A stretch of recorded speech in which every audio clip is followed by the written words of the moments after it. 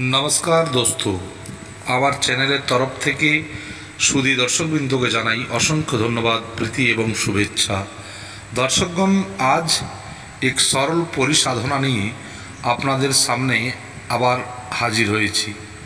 दर्शकगण, अनेकेरই कथा जे साधना करते कारो काछे तेमन टाका पयसार यदि जोर ना थाके ताहले साधना करा जाय ना, किन्तु आमार मते एमन किछु विशेष पद्धति आछे जार माध्यमेও आपनारा परिसाधना करे निजेर मनेर अभिष्टके पूरण करते पारेन।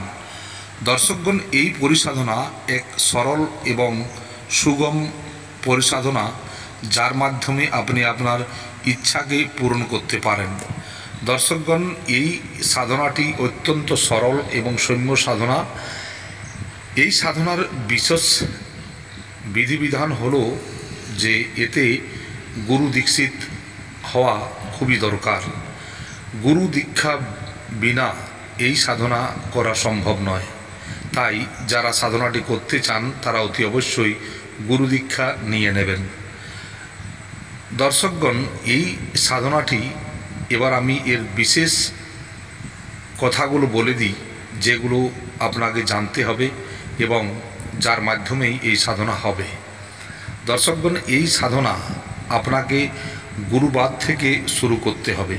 जे कोनो गुरुवार थेके এই साधना शुरू हबे।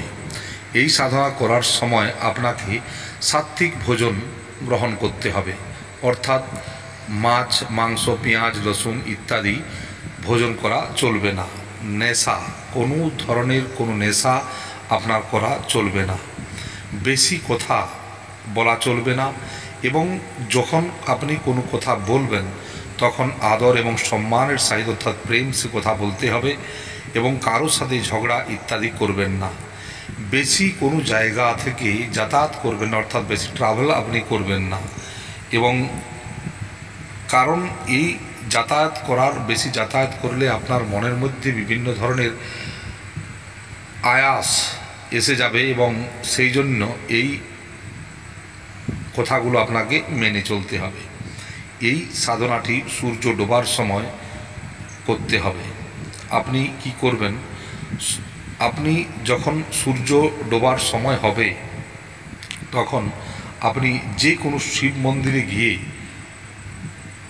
আপনি ভগবান ভোলেনাথের ওই মন্দিরে যাবেন এবং যখন যাবেন তখন সাথে নিয়ে যাবেন একটি সরষের তেলের প্রদীপ কিংবা ঘিয়ের প্রদীপ। ওই প্রদীপটি ওই জায়গাতে অর্থাৎ ভগবান ভোলেনাথের মন্দিরের কাছে শিবলিঙ্গ যে আছে ওই জায়গা থেকে নিয়ে গিয়ে ওই প্রদীপটি জ্বালাবেন এবং ভগবান ভোলেনাথের কাছে আশীর্বাদ নেবেন যে হে ভোলেনাথ, আমি আমার মনের অভীষ্ট পূরণের জন্য এই পরিসাধনা করতে চলেছি এবং এই পরিসাধনা যাতে আমার সম্পূর্ণ হয় তার আশীর্বাদ করবেন এবং আপনার আজ্ঞা নিয়েই এই সাধনা আমি করতে চলেছি। এইভাবে আপনি ওই শিব মন্দির বাবা ভোলেনাথের কাছে আশীর্বাদ নিয়ে আপনি মন্দির থেকে বেরিয়ে আসবেন এবং আপনি যেখান থেকে সাধনা করছেন ওই জায়গা থেকে আপনি সামনে একটি কুল গাছের বন্দোবস্ত দেখে নেবেন যে আপনার সামনাসামনি কুল গাছ কোথায় আছে, অর্থাৎ যাকে হিন্দিতে বেরি কা পেড় বলা হয়। কুল গাছের আপনি মন্দির থেকে বেরিয়ে সোজা কুল গাছের কাছে যাবেন এবং যখন যাবেন তখন সাথে নিয়ে যাবেন একটা ইত্রের বোতল, অর্থাৎ ইত্রের শিশি নিয়ে যাবেন। ওই ইত্রটি আপনি সামান্য ওই কুল গাছে লাগিয়ে দেবেন, অর্থাৎ আপনি স্প্রে করে দেবেন কুল গাছের কাণ্ডতে এবং ওই জায়গাতে আপনি কিছু মন্ত্র বলবেন যা আপনাকে আমি বলবো। যখন এই ইত্র আপনি লাগাবেন তখন আপনি দক্ষিণ দিকে মুখ করে দাঁড়াবেন এবং আপনি ওই দক্ষিণ দিক করে মুখ করে দাঁড়াবেন এবং বলবেন যে হে পরি, आपको मैं लेने के लिए आया हूँ, हे परी आपको मैं लेने के लिए आया हूँ। এইভাবে আপনি এই কথাটি বলবেন এবং ওই জায়গাতে 5টি ধূপ আপনি জ্বালিয়ে দেবেন।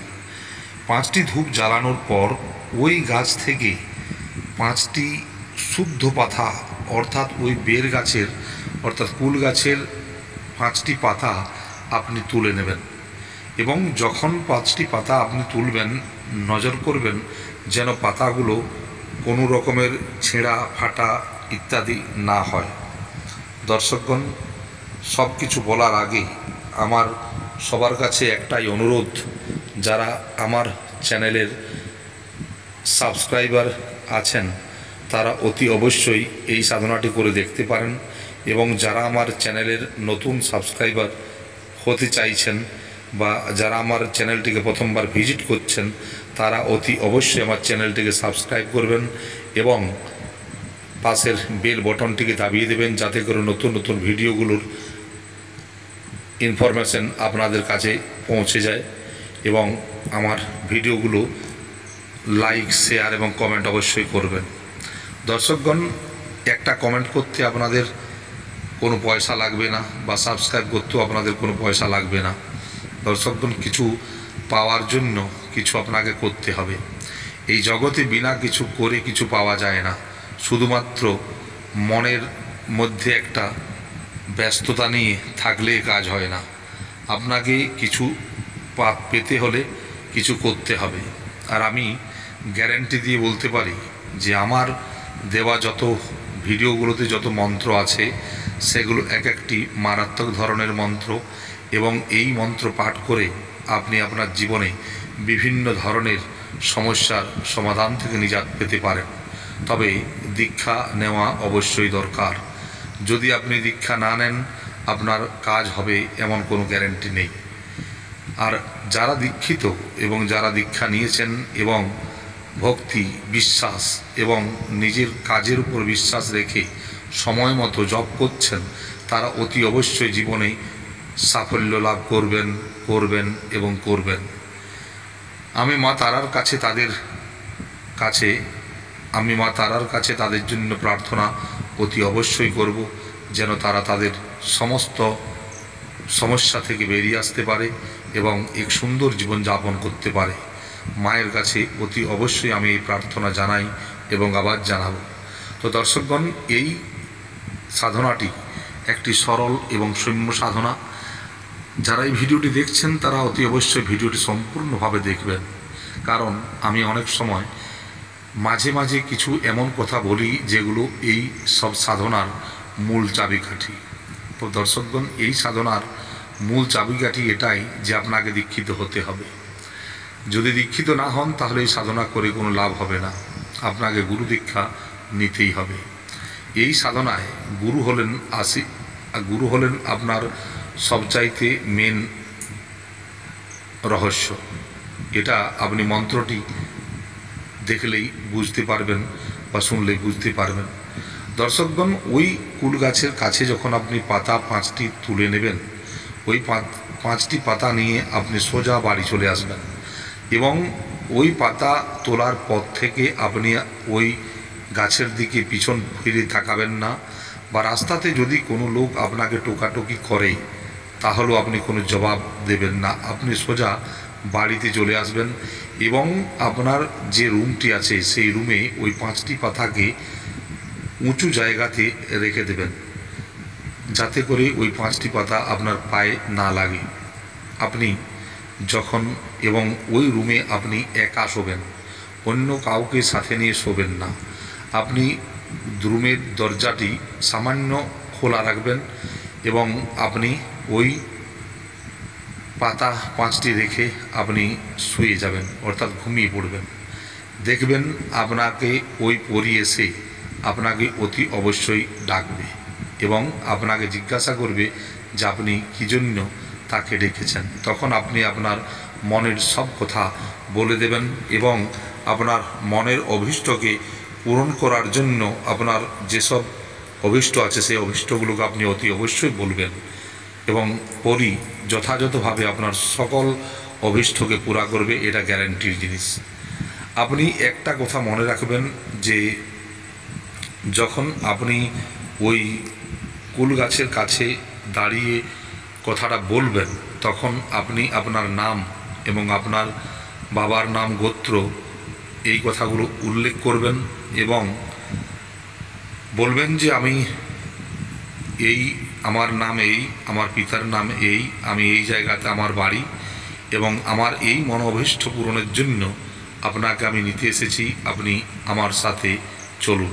এই কথাটি বলে আপনি 5টি পাতা তুলবেন এবং এই পুরা কাজের মধ্যে যে এরপর যে মন্ত্রটি আপনি 31 বার বলবেন, ওইখানে দাঁড়িয়ে যে 31টি মন্ত্র আপনি বলবেন 31 বার, ওই মন্ত্রটি আপনাকে আমি বলে দিচ্ছি। এই মন্ত্রটি আপনি ওই জায়গাতে বলবেন। মন্ত্রটি হলো এই রকম, এ পরি तुझे आँखों में छुपाए और इस बेरी की पेड़ में तुझे पाए, तेरे बिना कुछ ना चाहे, गुरु का आदेश, महादेव की दुहाई। এটা হলো মন্ত্র। আর একবার বলে দিচ্ছি মন্ত্রটা, এ পরি तुझे आँखों से छुपाए और इस बेरी की पेड़ से तुझे पाए, तेरे बिना कुछ ना चाहे, गुरु का आदेश, महादेव की दुहाई। এটা ভালো করে আপনারা শুনে নেবেন এবং এই মন্ত্রটিকে আপনারা কণ্ঠস্থ করে নেবেন। ওইখানে ওই গাছের কাছে দাঁড়িয়ে আপনাকে 31 বার এই মন্ত্রটি বলতে হবে। বলার পর আপনারা ওই পাতা নিয়ে চলে আসবেন এবং আপনার রুমের মধ্যে রেখে শুয়ে পড়বেন। দেখবেন অতি অবশ্যই পরি আপনার কাছে আসবে এবং আপনার সকল মনোকামনা পূর্ণ করতে পারে। তো এই সাধনাতে বিশেষ করে খেয়াল রাখবেন আপনার সাত্ত্বিক ভাব এবং এক নিশ্চল প্রেম, পরীর প্রতি বিশ্বাস এবং পরীকে আদর সম্মান শ্রদ্ধা করা আপনার কাজ।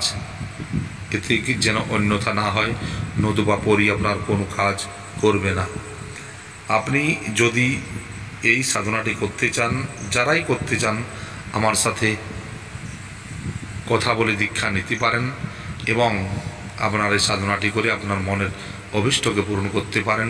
এতে কোনো মালা যন্ত্রতন্ত্র কোনো দরকার নেই, শুধু দরকার 5টি ধূপবাতি এবং একটি ইত্রের শিশি। এই সাধনা আপনারা করে আপনার মনের অভীষ্টকে পূরণ করতে পারেন।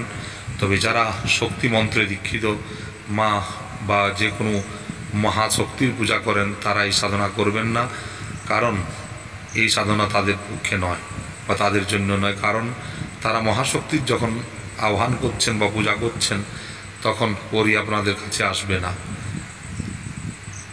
এর অনেক রহস্য আছে যেগুলো আমি পরে বলবো।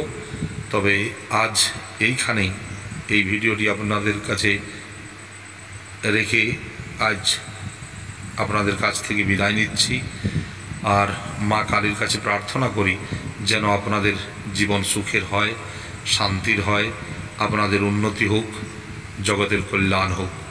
মা তারার কাছে প্রার্থনা জানিয়ে মা তারার নামে জয়ধ্বনি দিয়ে আজকের এই ভিডিও শেষ করছি।